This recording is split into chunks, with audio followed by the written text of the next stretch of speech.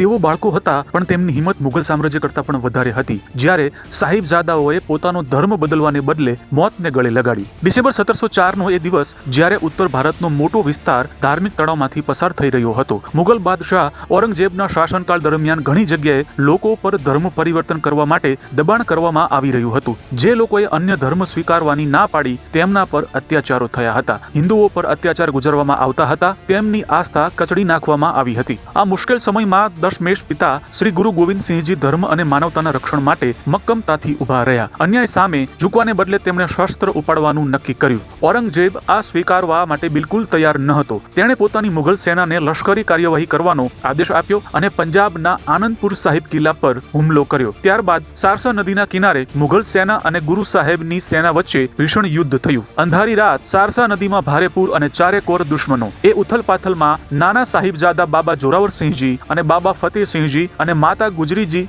ગુરુ સાહિબથી અલગ થઈ ગયા. બીજી તરફ ચમકોરના કિલ્લા પર ગુરુ ગોવિંદસિંહજીના મોટા પુત્રો બાબા અજીતસિંહ અને બાબા જુજારસિંહ મુગલ સૈન્ય સામે ઊભા હતા. સેંકડો મુગલો સામે તેમની હિંમત અનંત હતી. તેમણે ન તો પોતાની ઉંમરનો વિચાર કર્યો કે ન તો પોતાના દુશ્મનોની ગણતરી કરી. તેઓ પોતાના ધર્મની રક્ષા માટે અંત સુધી લડ્યા અને યુદ્ધના મેદાનમાં શહીદી પ્રાપ્ત કરી. બીજી બાજુ સરહિંદના નવાબ વજીર ખાને નાના સાહિબજાદા અને માતા ગુજરીજીને કેદ કરી તેમને જેલમાં બંધ કરી દીધા. તેમના પર ધર્મ પરિવર્તન માટે સતત દબાણ કરવામાં આવ્યું. જ્યારે નાના સાહિબજાદાઓએ ઇનકાર કર્યો ત્યારે વજીર ખાને તેમને દિવાલમાં જીવતા ચણી દેવાનો આદેશ આપ્યો. શ્રી ગુરુ ગોવિંદસિંહજીના પુત્રો નબળા નહોતા. તે ભયાનક ક્ષણમાં પણ તેમના ચહેરા પર કોઈ ભય નહોતો. તેમની આંખોમાં કોઈ આંસુ નહોતા અને તેમના હૃદયમાં કોઈ પસ્તાવો નહોતો. આ જ કારણ છે કે તેમનું બલિદાન ભારતીય ઇતિહાસના સૌથી તેજસ્વી અને પ્રેરણાદાયક પ્રકરણ તરીકે સ્વીકારવામાં આવ્યું છે.